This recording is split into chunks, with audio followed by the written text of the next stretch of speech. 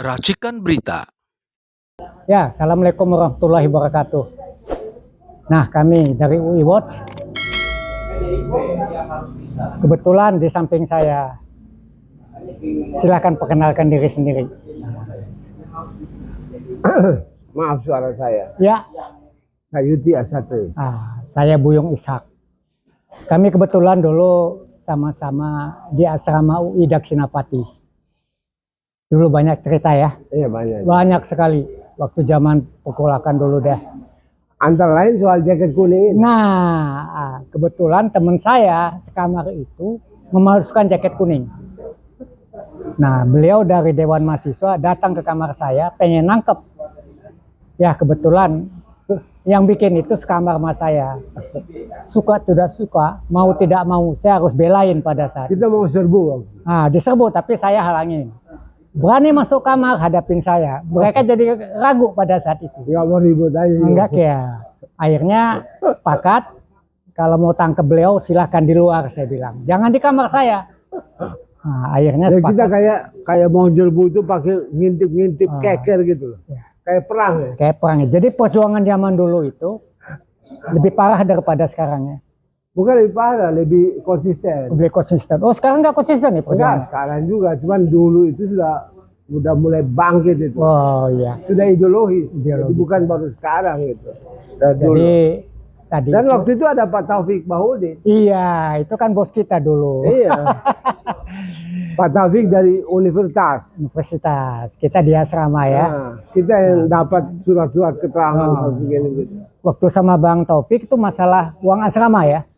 Mau Ya, dinaikkan macam-macam. Bang Taufik. Kemudian rektor keluarkan surat supaya pakaian dalam mahasiswa dicuci, diatur pencuciannya. Hanya ribut orang. Mahasiswa yang ribut, nggak lama lagi rektornya meninggal. Jadi saya kira itu revolusi cara dalam loh. Itu dulu cerita di asrama. Kita di asrama itu sekitar 300. Tapi ada pelajaran dari masalah cara dalam ini, yaitu ketika Anda mengatur sesuatu yang terlalu dekat dengan Anda, maka baru Anda rasakan bahwa itu memang bermasalah. Sangat pribadi ya. Jadi dulu kita udah tekankan mahasiswa untuk berontak. Mereka nggak berontak lagi, nggak bangkit lagi. Tapi begitu sudah menyangkut urusan dalamnya, dia rasakan sendiri baru bangkit. Itu. Jadi sekarang juga begitu. Orang menganggap enteng bahwa biasa saja ijazah palsu, biasa saja soal PIK dan sebagainya.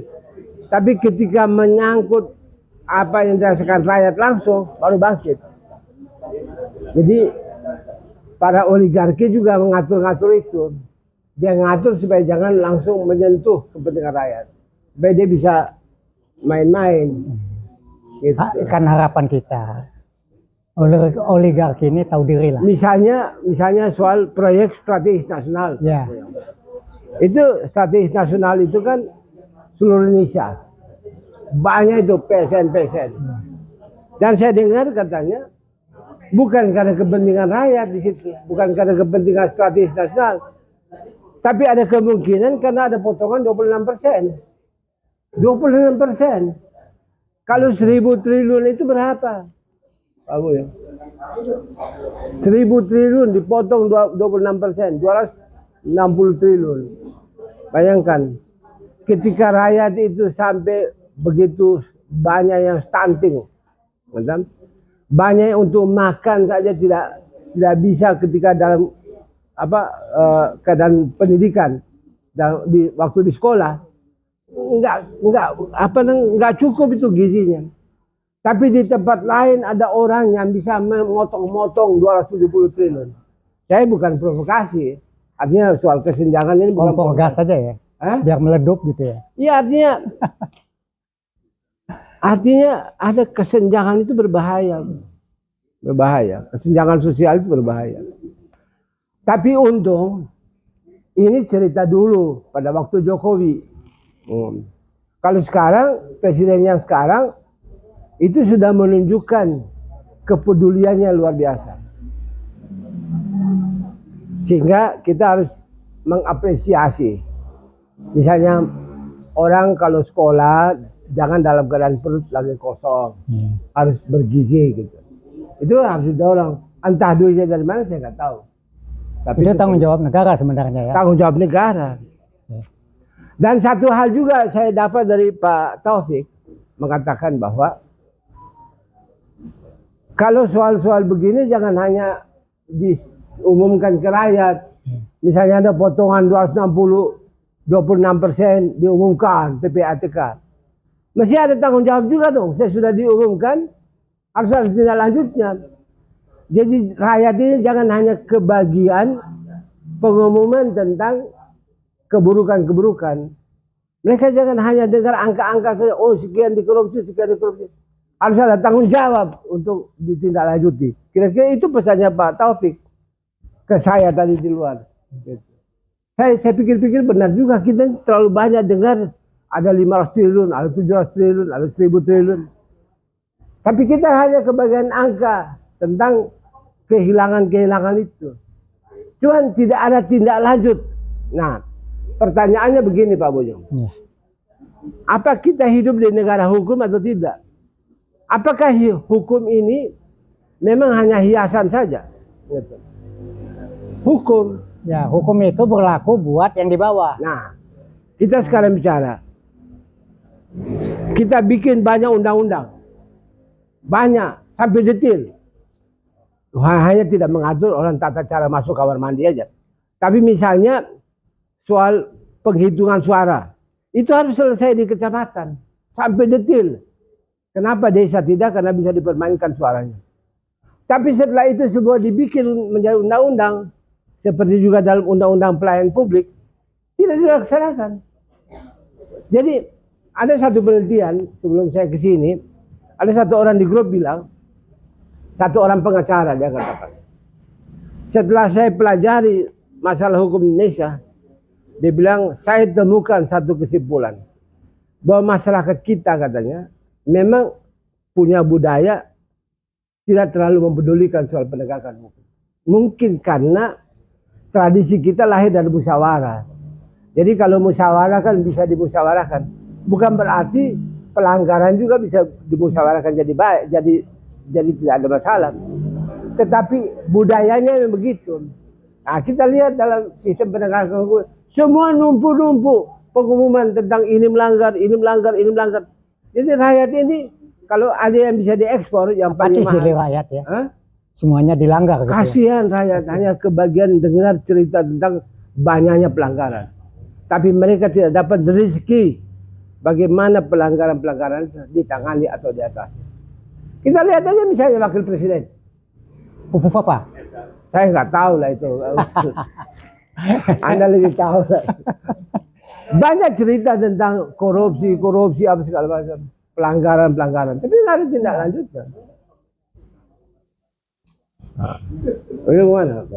Ya tadi masalah undang-undang ini kan masalah hukumnya ini nggak tegak nih. Nggak tegak. Sekarang apa yang mesti kita lakukan? Apa yang kita harapkan dari Prabowo? Karena begini. Sebenarnya Undang-Undang Dasar 45 itu. Ya. Itu dibangun dengan logika bahwa ada 3 elemen di dalam penyusunan Undang-Undang Dasar. Pertama, ada namanya Gerun Norm, pidatonya Pak Supomo, Profesor Supomo. Yang dia berkesimpulan bahwa model negara kita nanti adalah model masyarakat gotong royong. Model Asia Timur Raya. Oke. Kemudian yang kedua adalah pembukaan Undang-Undang Dasar 45. Itu belum hukum itu. Baru hukum itu ada pada batang tubuh. Batang tubuh. Ya. Batang tubuh Undang-Undang Dasar 45.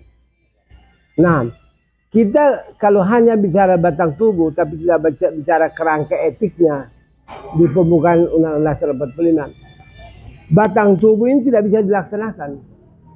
Karena untuk siapa? Cita-citanya kan untuk supaya jangan ada penjajahan dan dunia. Karena tidak sesuai dengan prinsip kemanusiaan dan prinsip keadilan. Amerika Serikat misalnya kita ambil contoh, itu mendirikan satu prinsip yang disebut dengan rule based order. Ya kan? Tatanan berdasarkan hukum. Tapi hukum itu menurut tafsirnya dia, sehingga dia merasa biasa saja ketika dia terlibat dalam genosida misalnya dianggap dalam bahasa Inggrisnya disebut complicit.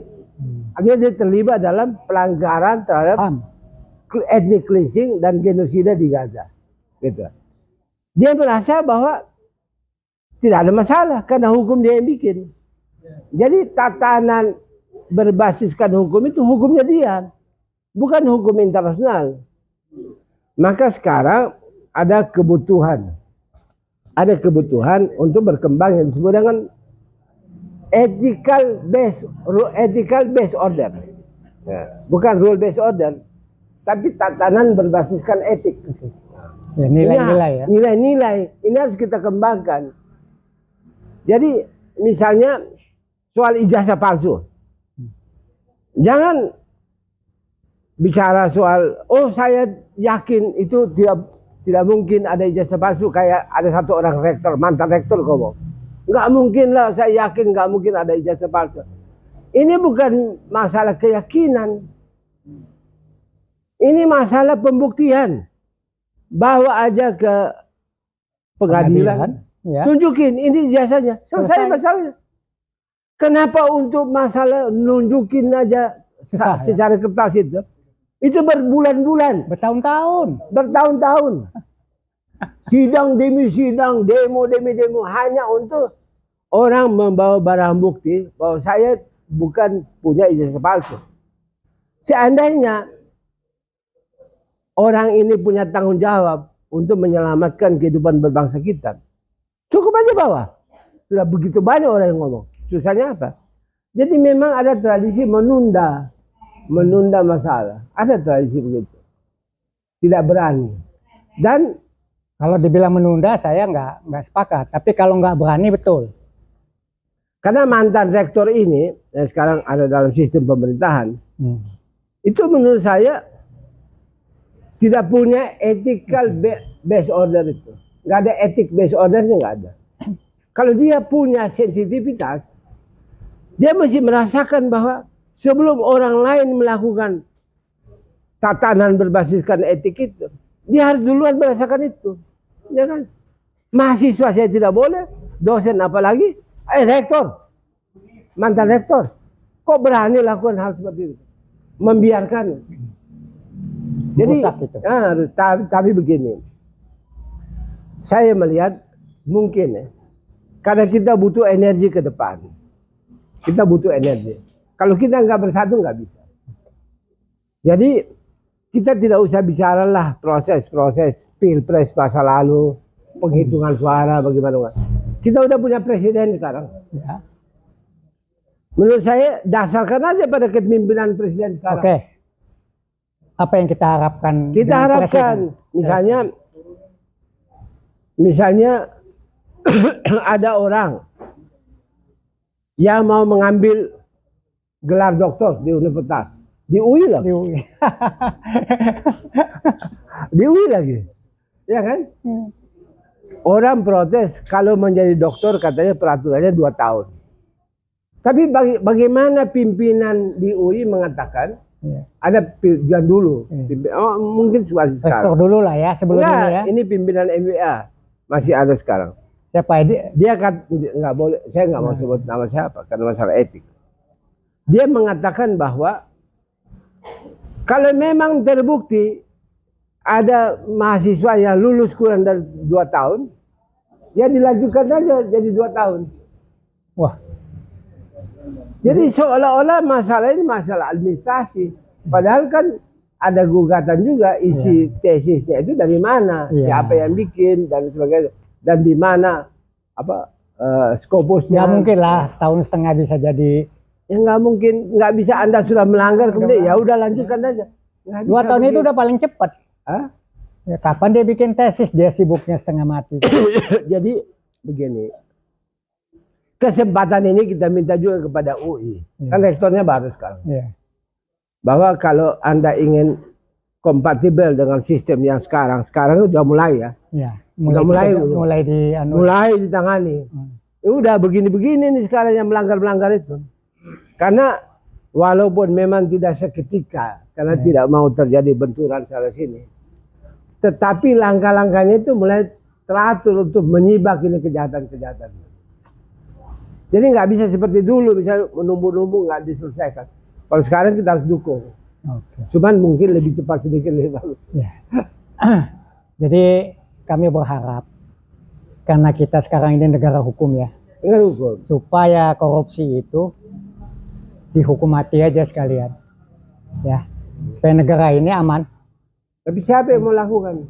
Ya paling nggak seumur hidup lah. Kekuatannya dari mana? Iya, makanya kita harapkan dari Prabowo yang hakim-hakim yang nggak jelas, Prabowo pecat itu, aja. Pak Prabowo itu kasih satu jalan, gini, supaya energi kita itu bisa terkonsolidasi.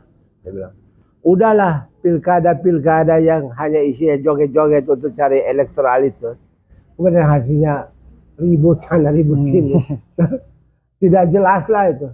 Nanti hanya perang di antara tetangga, kelompok-kelompok masyarakat, Keluarga juga. iya, jadi ribut juga dan tidak produktif. Jadi kembalikan saja ke DPRD supaya masyarakat bisa konsentrasi. Ya. Itu cara mengumpulkan energi. Tapi partai politik nggak mau loh. Itu urusan lain, nanti diatasi. Cara apa saja. Kemudian presiden itu tidak usah lagi lah, misalnya pilih-pilih pemilihan langsung itu nggak usah.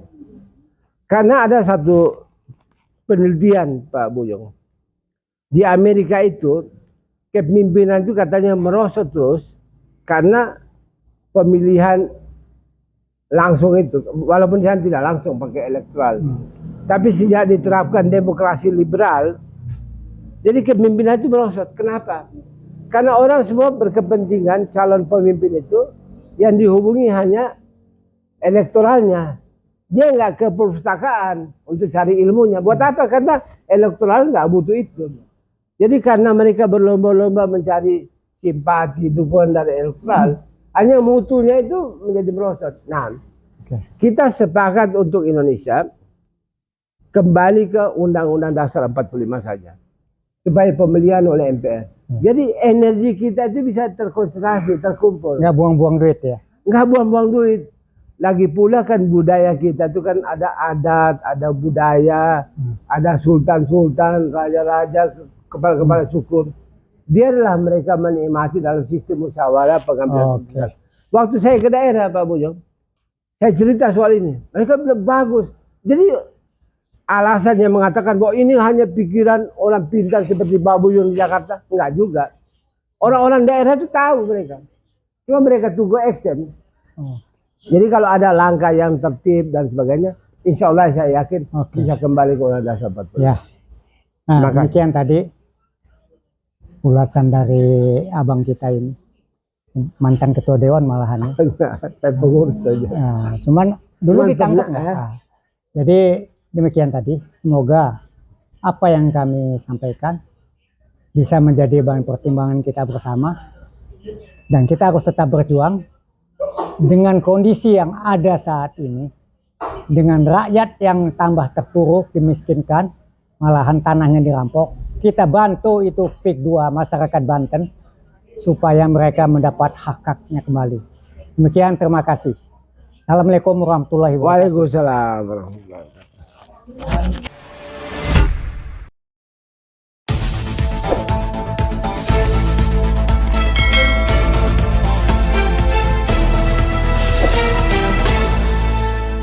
Racikan Berita